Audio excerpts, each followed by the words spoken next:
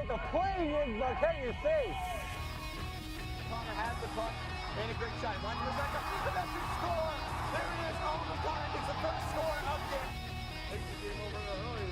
It's Burley with the three. Leo scores. Running back another way for the Raiders. Great shot. Score! Sophie Brayden finds the back of the net from the faceoff circle, and with 1:14 to go, the Raiders take a 3-2 lead.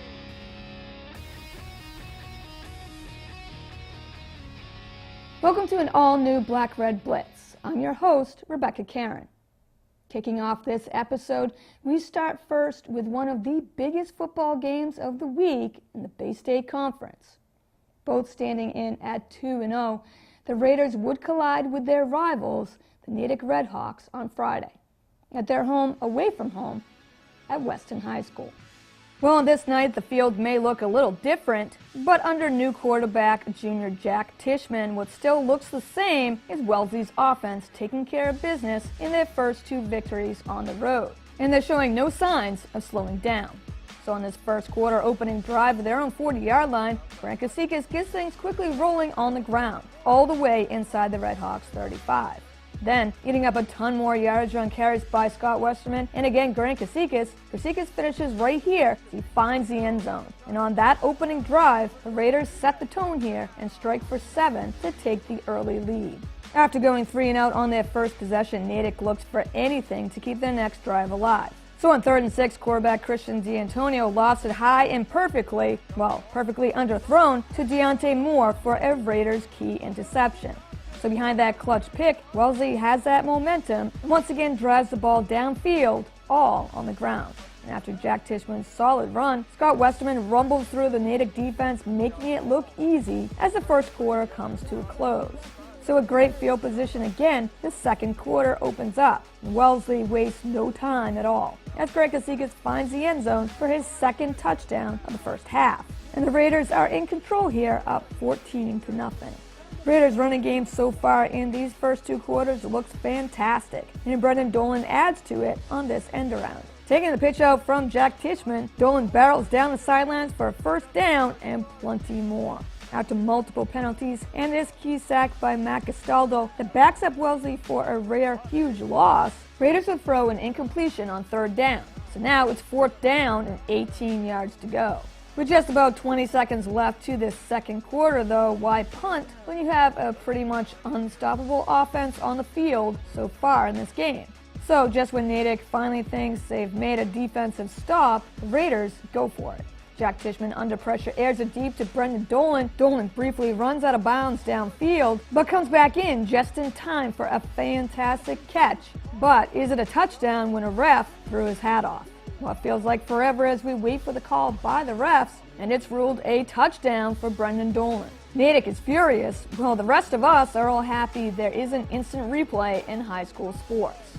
Wellesley just continues to dominate and takes a 21-0 lead into the half.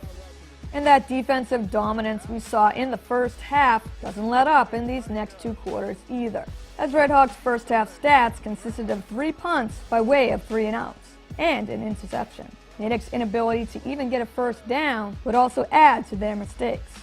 Besides being awarded a 1st and 10 way back in the second quarter off a Raiders late hit penalty, the Redhawks' first official first down of the whole game would not come until there was only about 6 minutes left to play in the 4th quarter. Wow. Though Wellesley wouldn't score again here in the 3rd and 4th quarter, honestly they didn't need to. Their offense got them a 3-touchdown lead early, and a downright nasty defense frustrated Natick all game.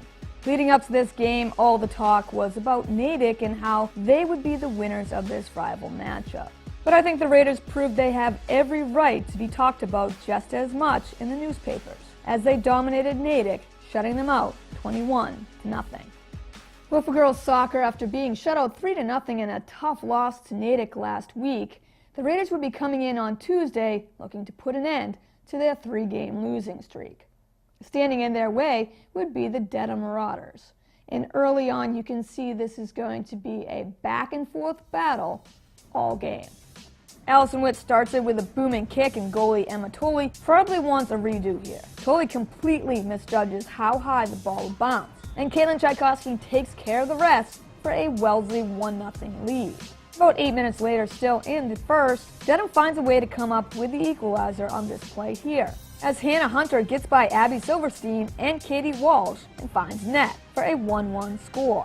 But that tie on the board wouldn't last long at all, as Cassidy Sullivan feeds a perfect pass to Nina Heelman, who quickly finds the back of the net. And just like that, Marauders have scored 2 goals unanswered to take the lead for the first time in this game. 2-1 Dedham. But with plenty of time still left, there isn't any panic in these Raiders. It's great timing, complete with even better passing, works together on this play here when Caitlin Tchaikovsky passes ahead to Kelsey Zaro. Zaro looks to center it back to Maddie Fleming. Ball gets kicked around, but it finds its way right back to Caitlin Tchaikovsky, and Tchaikovsky in the right place at the right time buries her second goal of the half. And we are tied up once again, 2-2. But as this exciting opening half comes to an end, we will come out on top as we head to the second. But with this game locked in at 2 even, it's really anyone's game here. And Marauders break that tie once again, looking for the go-ahead score on this corner kick. And they get just that as Cassidy Sullivan's try goes right to Kelsey Brennan, who sets and nets that go-ahead goal. 3-2 Marauders. But once again, Wellesley says no problem. We were down by a score before, we can tie this right back up again. Maddie Fleming finds Kelsey Zaro open, and Zaro deep, no hesitation at all, with confidence, lets it fly, and the ball soars just past Tolley's outstretched glove. And yes, we are tied up again. It's now a 3-3 game. Wow. Caitlin Tchaikovsky, already having a great day offensively with 2 scores, tries for the near impossible soccer hat trick, but it's just out of reach. What a battle by this team, as the Raiders jumped out early just to see Dedham score 2 in a row to take a 1-goal lead. Wellesley's response was key as they tied it right back up. Then when they were faced with a 3-2 deficit, fought back again for the key equalizer. And so behind 2 scores by Caitlin Tchaikovsky and 1 by Kelsey Zaro, this is definitely a final tie the Raiders can be proud of. So as Wellesley and Dedham battled hard for that tie in soccer, at the very same time, it would be a much different story for girls volleyball, as the Raiders would pick apart a winless Dedham Marauders team from the very start. Consistently on target with their serves, Wellesley builds an early lead. Behind Maria Battle, multiple aces help Wellesley jump out to a 7-1 advantage in this opening match, already forcing a Marauder timeout. Leading 15-6, another well-executed spike here by Lily Malik helps widen this Raider lead. Emily Calhoun gets the aces flowing Wellesley's way yet again, and controlling possession, this set quickly becomes one-sided. And with Dedham not able to provide any answers, Raiders never come close to giving up their first set lead, and take the opening match here easily, 25-14. And that momentum clearly stays with them in the second as well, running away with that set, 25-11. So with it looking like a Raiders sweep is definitely coming in this third, it's also a great time to get the starters some rest and give some quality minutes to the bench. So in this third, Wellesley is able to do exactly that. Grace Giacomo here delivers on the kill as Raiders offense just keeps clicking. Then Milani Ching puts her playing minutes to good use, finishing on the dig, set, spike routine. Once again, the Raiders are easily controlling this match. Susanna Buckley lays down a resounding kill, adding to that 16-9 Wellesley advantage. And the Raiders are well on their way to a quick and commanding 3-0 sweep over the Marauders. And so with their 7th victory of the season coming here, it's the Raiders who now stand atop the Herget in first place. We're coming off a key win on the road at Natick. Boys soccer would finally be back at home at Sprague on Thursday, looking to take care of a very talented Braintree squad, who would probably be first place in the Carry division right now, if not for Brookline.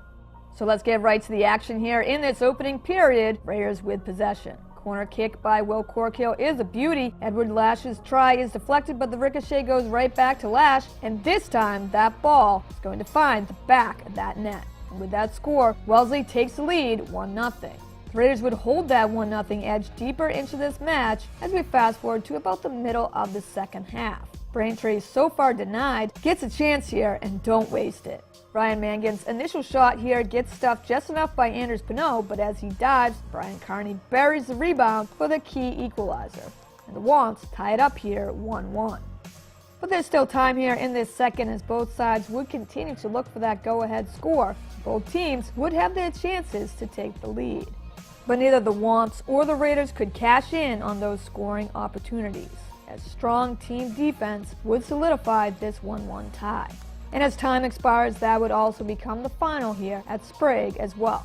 But a tie certainly isn't a loss, so Wellesley remains in second place in the Herget behind Walpole, who just so happens to be their next opponent to face back on the road next Wednesday. The field hockey would also be back here at Sprague on Friday. Thanks to 3 wins and a tie in their last 4 games, it's not just their record that has improved.